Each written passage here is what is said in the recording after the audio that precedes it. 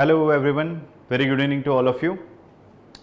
My name is Harshvardhan Singh and today we are going to discuss another important topic in our lecture series, Approach to World History. So in this class we are going to discuss the question which was asked in the examination, and in that we are going to discuss about the syllabus, then we are going to discuss the concept, and finally we are going to discuss how this question is going to solve. Okay, so this question is related to the Cold War. So question was that outline the circumstances leading to détente. This question asked in 2016. What was the question? Outline the circumstances leading to détente in 2016. So if you go through the syllabus, you will get to know that this question is basically from this part, the world after Second World War.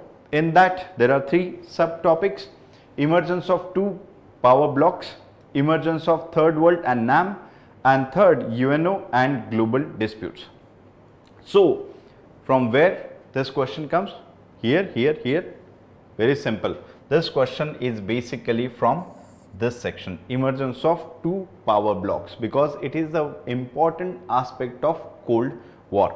So while discussing this question, first we have to understand the concept.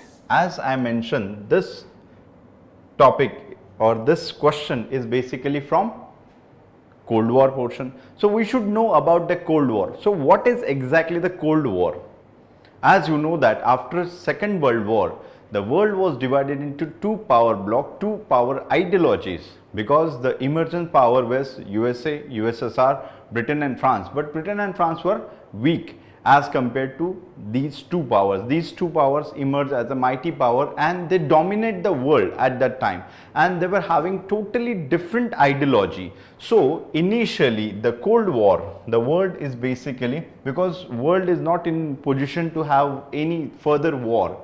So basically the two powers like USA on one side and USSR on other side wants to use their force to influence the newly independent state or the European countries so that they can become a part of their bloc. So one bloc is guided, or USA provided the leadership to that bloc, and that bloc is known as First World, and they guided by the ideology known as capitalism. The second bloc provided the leadership provided to second bloc by USSR, and that is known as Second World, and they followed the ideology of communism. These two ideologies became arch rival at that time, and the most important area where these ideologies played an important role, that is European continent. But it is not the case that these two ideologies or this power bloc having influence over the Europe. No, it is not the case. Yes, the first and most important part is Europe, but this ideology or this Cold War is having influence all over the world, each and every continent affected by these power bloc politics. Clear? And Europe is one among them, because from here the Europe is divided into two parts on the basis of the ideology, on the basis of influence. So it is not just a division of Europe. First it is a division of Germany. Germany into East Germany, West Germany. Then the Europe into East Europe, West Europe. A very symbolic term used by Winston Churchill at that time in his Fulton speech. He used the word Iron Curtain. Iron Curtain means, he said that there should be Iron Curtain so that we can stop the communist forces or communist ideology here only. So he uses the word for this division as a Iron Curtain. Iron Curtain.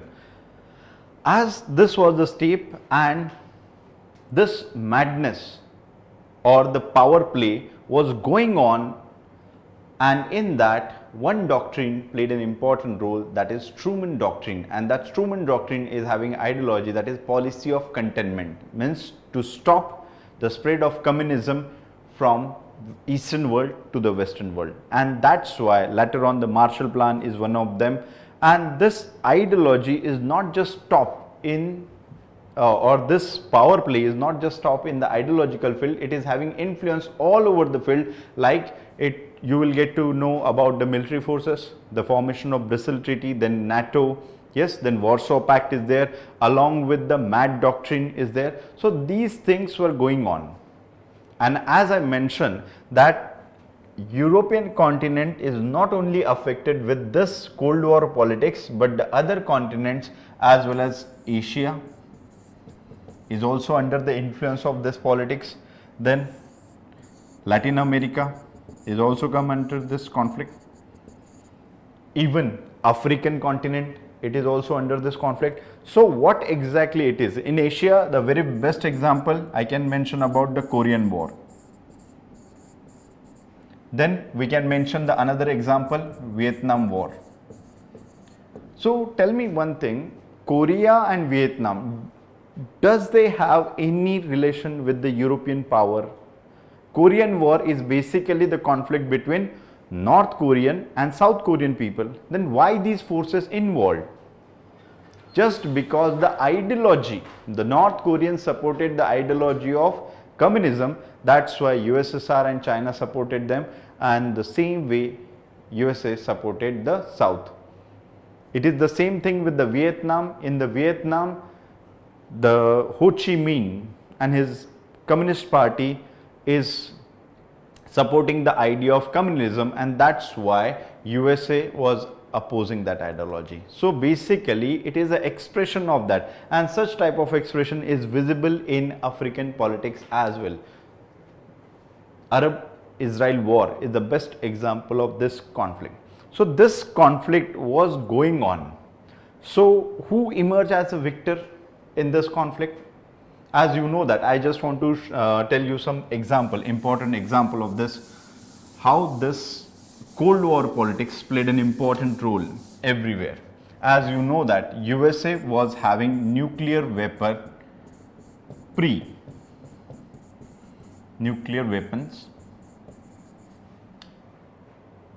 before Cold War.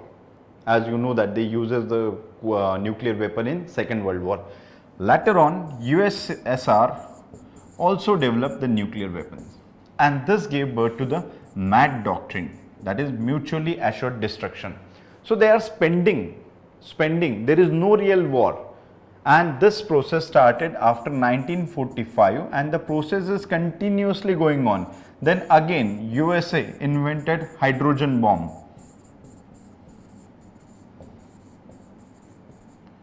Later on, next year, very next year, USSR also invented hydrogen bomb. Again, MAD doctrine played an important role. So now they are spending money over here. Next important step, as the fifth, you know that USSR took a leap in space. They sent their satellite to space, that is Sputnik. They sent their first satellite. So USSR sent their satellite. USA realized, oh, they are lacking in that field. So USA also invested into that. So now in Korea, USA doesn't have any interest, personal interest, still they are spending. USSR also spending. At the same time, in Vietnam, USA doesn't have any stake, but still through the ideology they are supporting. At the same time, they are spending so much amount of money. You know, defense is a costlier thing, and USA and USSR continuously spending that thing. And there is no one emerge as a victor in this race. I mean, that means they are spending and spending and spending money, but no output, no resultant. Do you really think so? It is a logical thing? Don't you think so? It is a wastage of money, wastage of time, wastage of energy. And one more thing, there is a continuous tension. That is, at any time war is going to happen, right or wrong? So this situation was there for a long time. And one more example I just want to share with you in American continent, that is Cuban Missile Crisis.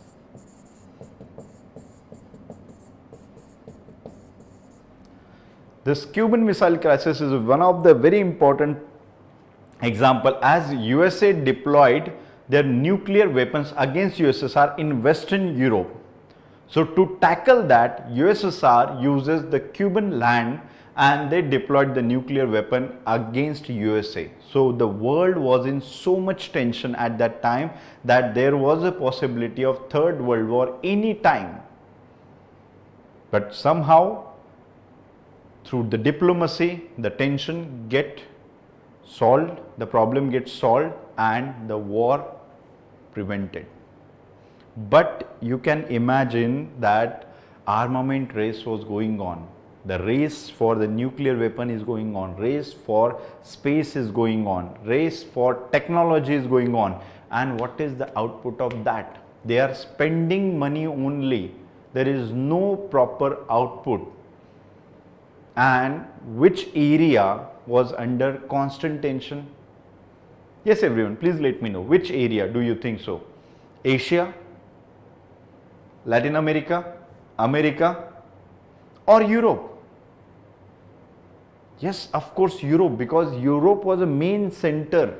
Because Europe was divided into two, East Europe, West Europe. It was so much tension at that time because of this power politics. And that's why later on, enlightened leaders, more liberal leaders, they were thinking that if this thing continued, then it is not beneficial for Europe, not beneficial for the world. And that's why they were thinking on another line. What I said, there was too much tension prevailed all over the world. Every time, 24/7, situation of war like was going on. And nobody wants to live in that situation. Do you really want to live in such situation? Of course not. Nobody wants. So this enlightened leader, they want to relax this tension. And that relaxation is known as détente or thaw. Clear? So to understand the concept of détente and thaw, first we have to understand what was the situation at that time. So now it was a background which I mentioned here.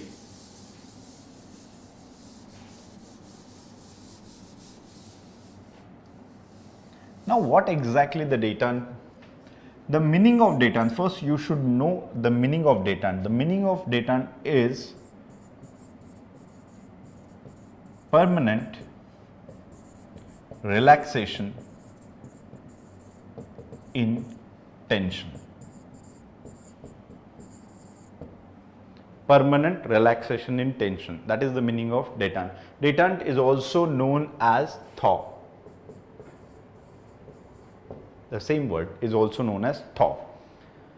Permanent relaxation in tension. Do you really think so in international politics anything is permanent or all things are temporary? Nothing is permanent.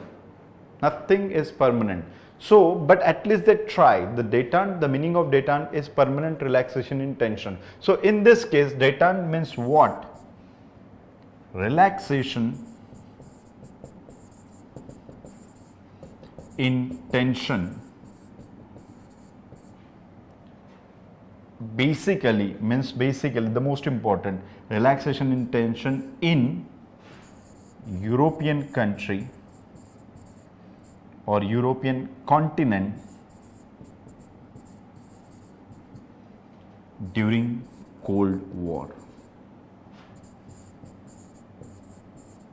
That is the meaning of détente and thaw. What was their intention? Their intention was to provide peace, relaxing tension.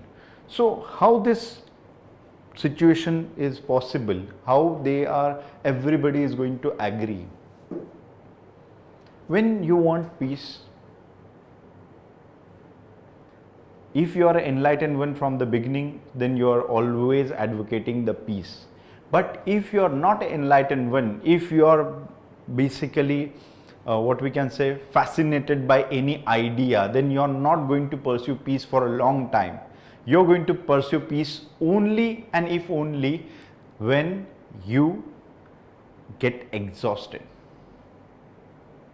And it is, जैसे होता है ना कि हम लड़ झगड़ के बहुत थक जाते हैं, थकने के बाद हम कहते हैं हाँ relax, tension.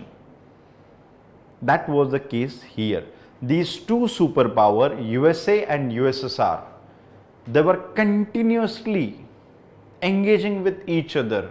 Race was going on everywhere, and now they feel exhausted, and that's why they were thinking about relaxation in their tension, that is daytime.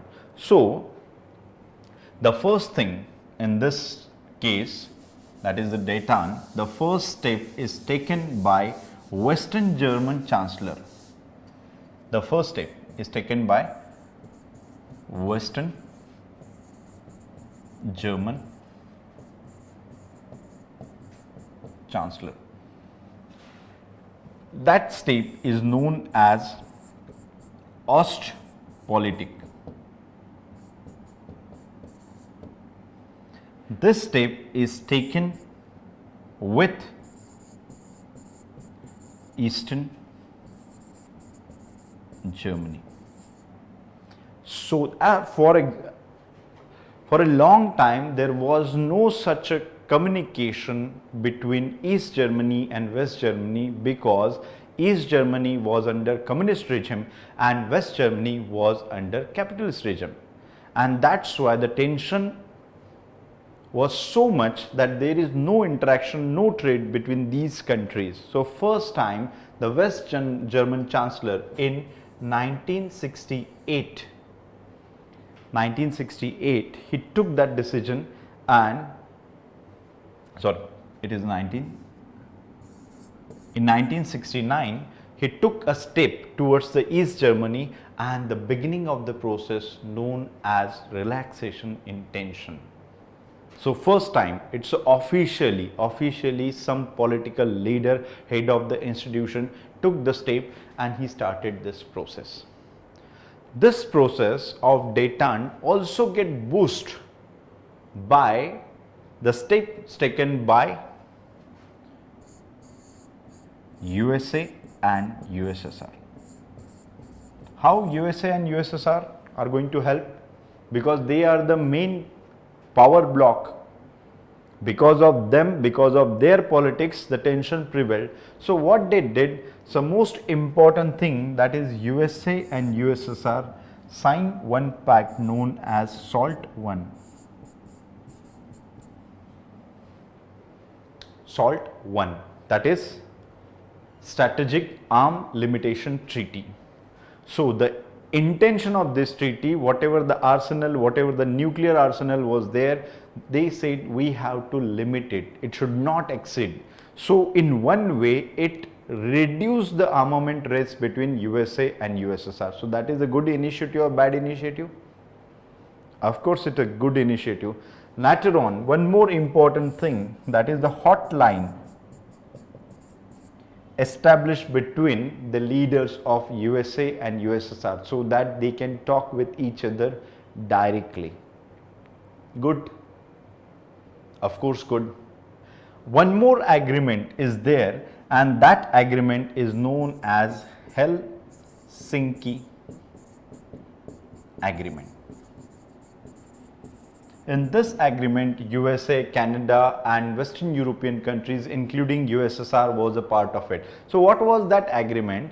This agreement assured that whatever the territorial withdrawal after Second World War, or whatever the withdrawal of national border after Second World War, is accepted by all.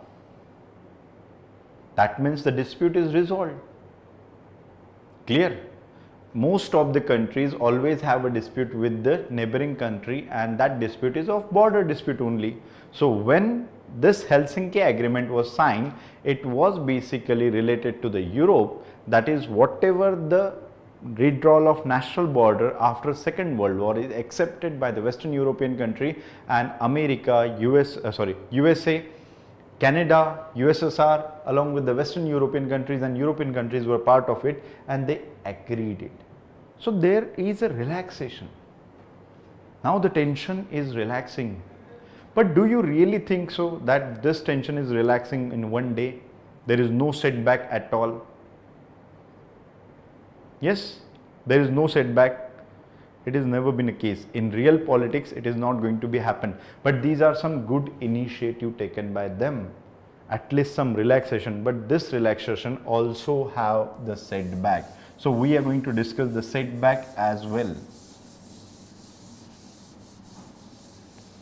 So setback to Dayton.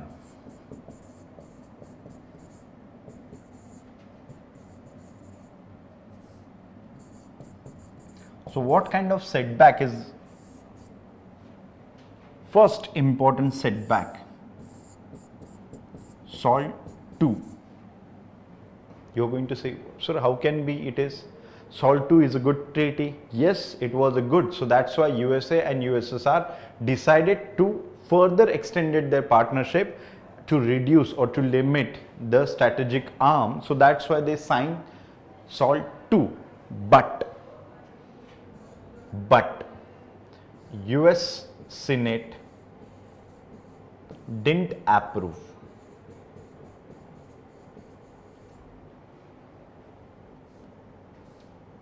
US Senate didn't approve. Don't you think so it is a setback, because this treaty is signed by head of the state, head of USSR, head of USA, but the Senate didn't approve, so that's why it was a setback for them. Second setback, and it was a very later on embarrassment for USSR, that is USSR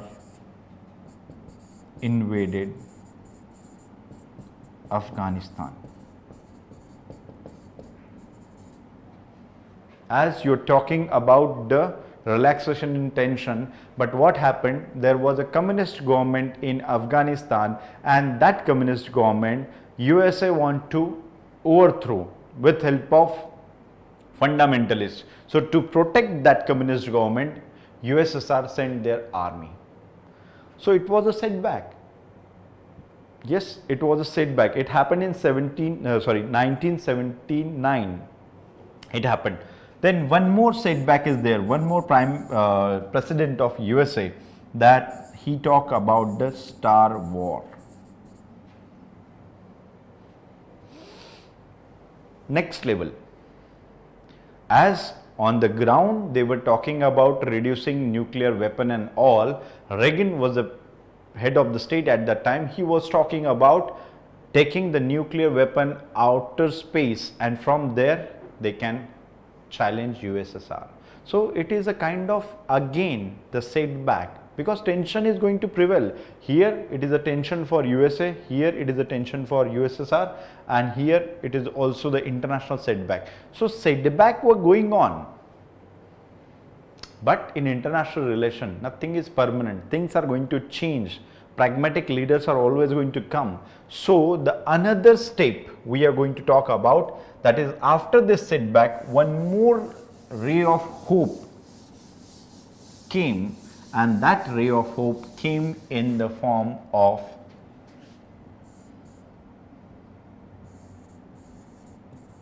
Gorbachev. Mikhail Gorbachev became the head of USSR, and he realized that there is no need of continuation of this madness. And why it is so? This person gave boost to policy of détente. How he gave? First of all, he was very pragmatic leader. He realizes that he got a rotten economy. He got the Stalin type of communism, and he realizes there is a need of introducing reforms in Eastern European countries, because there were so many turmoil was going on. There was a in Poland, basically in Poland, they try to destabilize the communist government. So he realizes there is a need to introduce reforms. Without that, it is not possible. So he introduced the three type of changes: glasnost, perestroika and Ascorin. These three reforms he introduced. First, to accelerate the economy. Second, to provide the openness. And third is basically they are talking about the betterment in the USA. So these three reforms, USSR. So he was talking about the relaxation. So he started this process. So what he did, first important step he has taken, that is he signed intermediate nuclear force treaty with USA. What is the aim of this treaty? Just a minute. Yes, INF treaty with the USA. What is the purpose of this treaty? That is reduction in nuclear weapon. The ballistic missile, whatever the intermediate ballistic missile is there, nuclear missile there, they want to reduce it. So it is a good initiative he has taken. Next important thing, as I mentioned about the three things: glasnost, perestroika and Ascorin. These three words are very important, and he introduced this glasnost, perestroika and Ascorin. The next important step taken by Gorbachev, that is withdrawal USSR from Afghanistan. The next important step taken by Mikhail Gorbachev, and that is led to fall of Wall of Berlin. Yes, on 9th we celebrated the fall of Wall of Berlin. Clear? So these steps were taken by Mikhail Gorbachev, which gave boost to the policy of détente. So this is all about the question related to détente. Clear? Now we are going to discuss how to deal with this question. Clear? Concept is clear to you, everyone? Okay.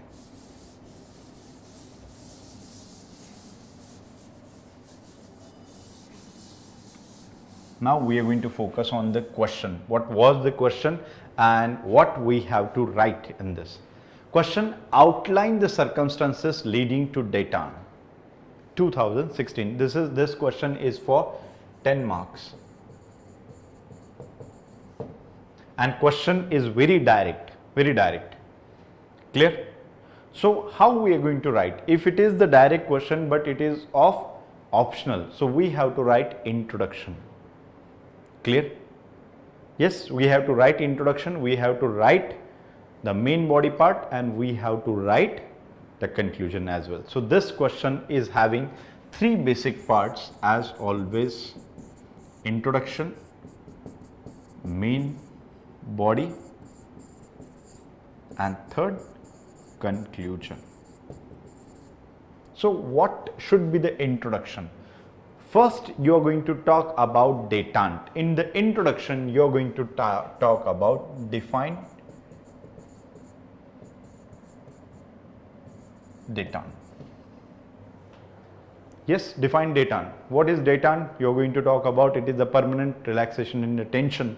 That is the détente. This term is used in the Cold War era when the West German Chancellor uses the policy known as Ostpolitik, a good friendly relation with Eastern Germany. So it was a one way to relax the tension which was prevailed during the time of Cold War. So you are going to define that. Clear?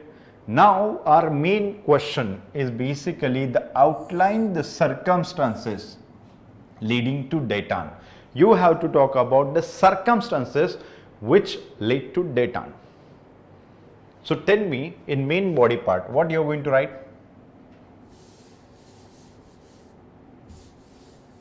Yes, everyone. Main part. Part 1 is introduction, part 2 main body part.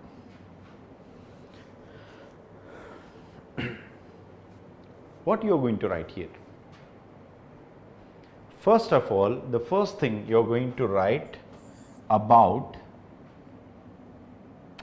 the Cold War in short. Cold War means you are not going to write about the ideology and everything. You are going to talk about too much spending, too much expenditure during this phase, and there is no result or output of it. Clear? So first is basically you are going to talk about too much expenditure and no proper winner. Clear? No proper winner or no real winner. So you are going to talk about, you are going to explain this thing. So you are going to tell the examiner that it is a too much wastage of money, too much investment, but no output. Clear? Next, you are going to talk about USA. Circumstance, what they ask, outline the circumstances leading to detente. So now you are talking about the US perspective, why USA is willing to follow the policy of detente. What do you think? Why USA was so much interested? Simple. Armament race was going on. Next important thing, this is very, very important from US point of view. Horrific nature of Vietnam War. What USA gained from this Vietnam War? Humiliation. Nothing. They lost everything, including prestige. One mighty country defeated the big country. Vietnam is the best example. USA not just only lost their resources, prestige, but also they lost their human resource. And one more thing here, USA realizes their military limitations. Along with that, fourth point, you're going to write pressure from USA's citizens. They also pressurize the government, stop this madness. So that's why USA pursued the policy of detente and thaw. Clear? So it is from US point of view. Now we are going to talk about the third point. Where should I write? So these 2 points clear. First you are going to introduce, that is too much expenditure and no proper or real winner in this race. USA, US point of view. Now I am going to rub this thing.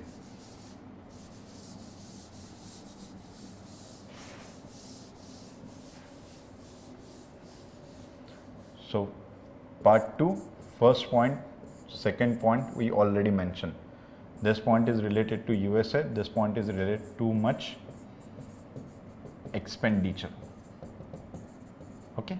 Now the third point is related to USSR. What do you think? Why USSR so much interested in that? Why? Simple reason. If you know about the capitalist world, financially they were more powerful than the communist world.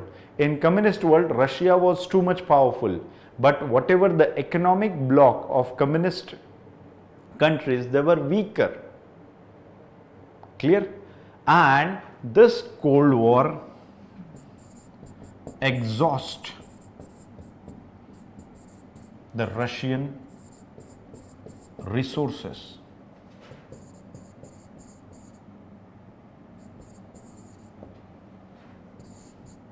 Setback for economy. Yes, economic crisis were going on because they were spending too much on defense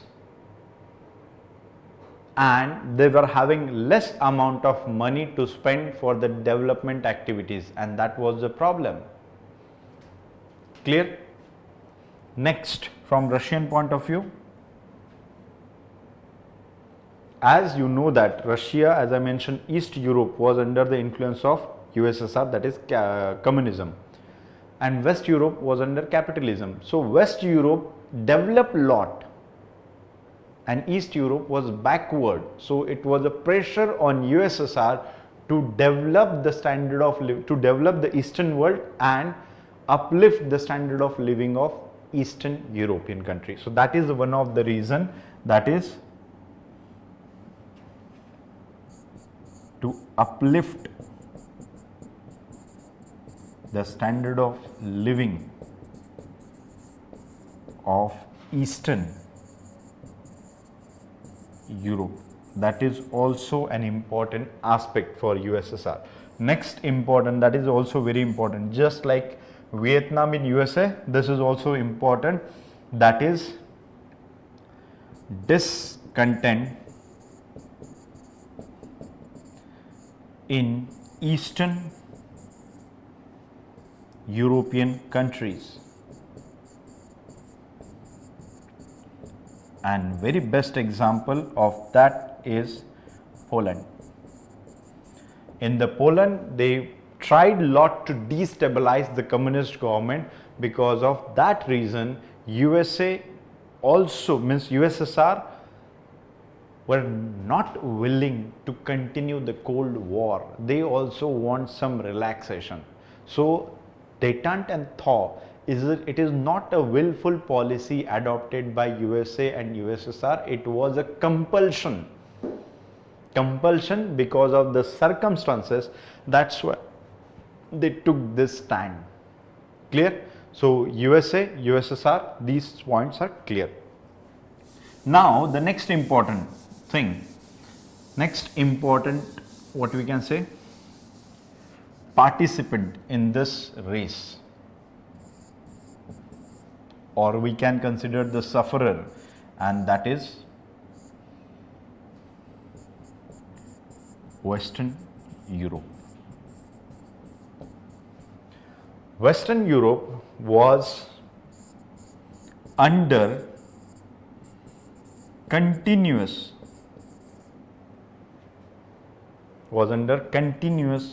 fear of nuclear war, or we can say that they were the forefront in the nuclear war, because where USA deployed the nuclear missile? Western Europe. USSR wants to tackle USA in Western Europe. So Western Europe, just because of their ideology, on the verge of the war, if war is going to happen, then who is going to destroy first? USSR is going to destroy Western Europe. So that's why they were having that fear, and that is the reason when Western German Chancellor, he made the friendly gesture with the Eastern German Chancellor through the policy known as Ostpolitik. Clear? So this is, you have to write about it. Clear? Now the next important thing, you have to talk about the part 3. In short, this détente is having setback.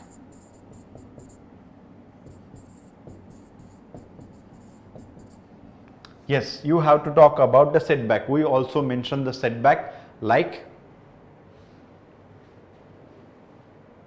oh sorry. Before that, I just want to add one more point. So the fifth point, where should I write? The fifth point you can mention here, and that fifth point should relate it to measures taken as a part of détente. So you have to write measures taken as a part of detente. We already mentioned SALT 1. You can mention about Helsinki Agreement and all. Clear? Now you are going to mention about the setback, and finally part 4. Part 4 you are going to write about the concluding part or elements of continuity. In that you are going to write about the boost to detente by Gorbachev. Clear? So this part 4 is your concluding part. Part 4 is a concluding part, and here you are going to write about the boost or the support is given by Mikhail Gorbachev for this. So you are going to complete the answer, outline the circumstances leading to detente and thaw. So you mention about define the detente, then you mention about what is the reason for detente. So too much expenditure from US point of view, we discuss USSR point of view, Western Europe point of view, we discuss, and then what are the measures taken for the detente. But next part you are going to talk about, but this detente is not foolproof. There were some setbacks, so you can talk about SALT 2, US Senate denied the permission for SALT 2, then you are going to mention about the Star War, then you are going to mention about the Afghan invasion by USSR, then you are going to talk about the next part. But again, in the decade of 1980s, Mikhail Gorbachev gave boost to the policy of detente and thaw. What you are going to mention there? You are going to mention about the INF treaty, then you are going to talk about the Russia took their troop out of Afghanistan, you are going to talk about then fall of Berlin, and you are going to talk about the policy reforms introduced by Mikhail Gorbachev, that is Glasnost, Oscarin and Perestroika. So you are going to talk about. Okay. So that's all for this question, that's all for this session. Thank you very much for your valuable time. See you soon.